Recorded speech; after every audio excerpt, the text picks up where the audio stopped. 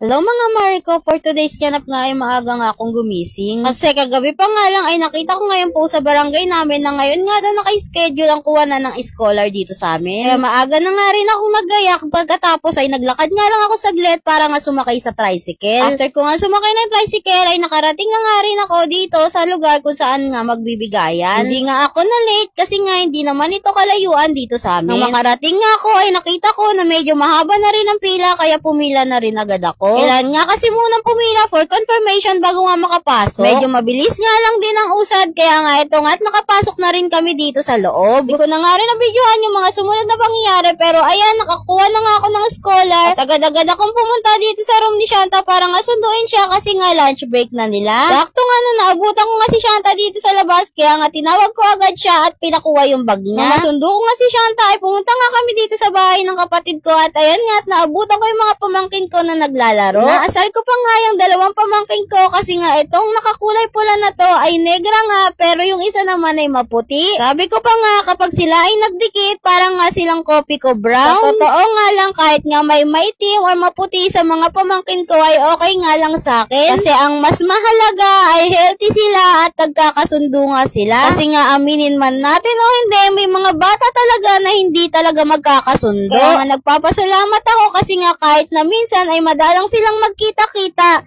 ay kilala pa rin nila ang isa't isa at nagkakasundo sila. Kasi bilang isang tita ay masaya nga ako kasi hindi nga ako binayaan na maayos o buong pamilya, binayaan naman ako ng mga pamangkin na bibo. After nga namin pumunta doon sa mga pamangkin ko ay nagiya nga ang aking Diyosawa na kumain nga kami dito sa labas. Kasi nga kakauwi niya nga lang galing trabaho kaya wala na rin siyang oras para magluto pa ng aming kakainin. Habang kumakain nga kami, may nakita nga kami na nagpo-prosesyon dito nga sa kalye. Hindi ko nga namukhaan na isa nga pala dyan sa mga naghihila ay bayaw ko. Kaya nga ayan si Shanta ay for the video kasi nga nakita niya yung bayaw ko. Natutuwa nga ako dito sa batang to kasi nga kahit papano ay marunong na nga rin siya mag-video-video. Pag nakakakita nga kasi siya ng mga ganyang prosesyon ay natutuwa siya kasi nga nakikita niya nga daw si Papa Jesus. Pauwi nga namin dito sa bahay may nakita nga kaming balot vendor kaya nga napabili kami ng balot. Nakaraan pa kasi ako nagkikrave sa balot kaso nga lang ang dalang-dalang ni Kuya dumaan dito sa tapat namin. Kaya nga nung may narinig ako na nagtitinda ng balot ay pinatawag ko nga sa kapatid ko para nga makabili ako. 3 balot nga pala yung binili ko dyan at saka 3 penoy. Pero 2 balot at 2 penoy na basa lang yung kinain ko kasi nga yung isang penoy na basa ay kay Shanta at yung isang balot naman ay kay Dada. Habang nagbabalot mukbang nga ako ay napansin ko na may bata nga palang na nanguhulit dito sa likuran ko. Mahilig din kasi si Shanta sa mga